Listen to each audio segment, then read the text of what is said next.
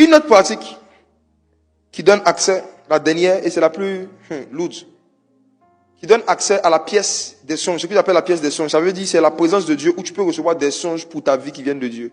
Une autre pratique, la dernière, c'est le fait, écoutez bien les gars, là il parle à mes fils. Les gars, je vais vous apprendre à vous faire avaler par Dieu.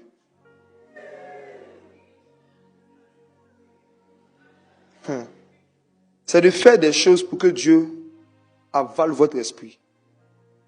Pour que votre esprit soit dans son esprit. Et que vous pouvez voir ce que Dieu voit. J'ai découvert dans ma Bible il y a quelques années un mystère terrible. C'est que Jésus avale ceux qui se mettent dans un certain état. Et ils ne sont plus des simples membres de son corps. Ils deviennent des organes internes. Lisez avec moi Apocalypse 3, versets 15 à 16. Des versets que vous connaissez. Apocalypse 3, versets 15 à 16. Se fait avaler par Christ.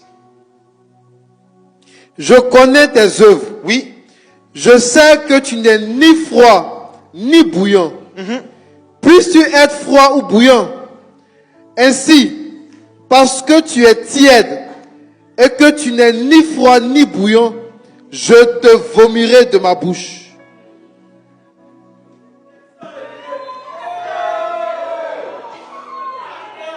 Didier, est-ce que quelqu'un peut vomir quelque chose qu'il n'a pas avalé? Impossible. Jésus parle ici à une nourriture ou à une personne. À une personne. Jésus parle à une personne. Jésus dit, choisis ta température.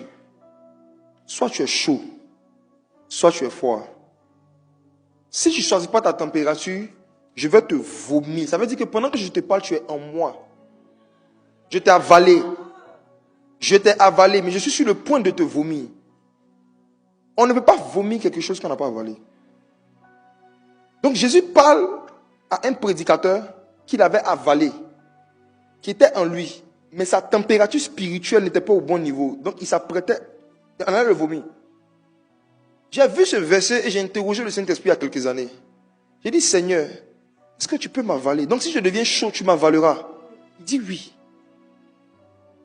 Le Seigneur m'a dit, quand un berger fait l'élevage des brebis, c'est pour faire quoi? Manger.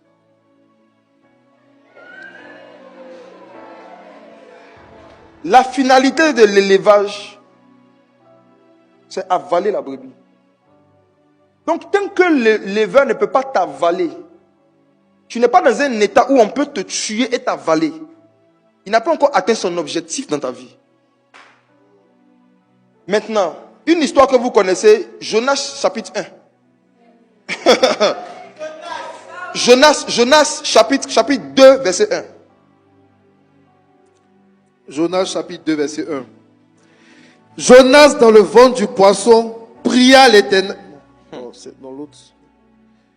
L'Éternel fit venir un grand poisson. Merci. Pour engloutir Jonas. Pour avaler Jonas, oui. Et Jonas fut dans le ventre du poisson 3 jours et 3 nuits. Verset 2. Jonas dans le ventre du poisson pria l'Éternel son Dieu. Il dit, dans ma détresse, j'ai invoqué l'Éternel et il m'a exaucé. Très bien. Du sein du séjour des morts, j'ai crié et tu as entendu ma voix. Du sein du séjour des morts. J'ai crié. Il était dans le séjour des morts? Non. Il était dans le ventre du poisson. J'arrive. Vous connaissez l'histoire de Jonas. Mais est-ce que vous connaissez celui qui l'a avalé? En général, quand nous méditons sur Jonas, on médite seulement sur sa désobéissance. Il est mauvais. Il ne voulait pas partir à Ninive. Jusqu'à les enfants chantant à l'école du dimanche. Jonas, va à Ninive, tout ça. Bravo. Maintenant, soyons un peu plus sérieux. Soyons sérieux. Jonas reçoit une mission de Dieu. Il décide de ne pas faire la mission. Il se cache, il va dans un bateau qui appartient aux païens. Et le bateau commence à avoir des problèmes. Les païens consultent des démons, ils consultent des fétiches. Et les fétiches leur disent que il y a quelqu'un dans votre bateau. C'est à cause de lui que vous êtes en train de mourir. Si il est dans votre bateau, vous allez périr. C'est les démons qui ont donné l'information aux païens. Ce n'est pas Dieu. Les occultistes viennent voir Jonas. On dit, homme de Dieu. On dit, tu es dans un cas de désobéissance. Et puis c'est Jonas qui leur dit, jetez-moi à la mer. Lisez l'histoire. C'est Jonas qui a proposé ça. Jetez-moi.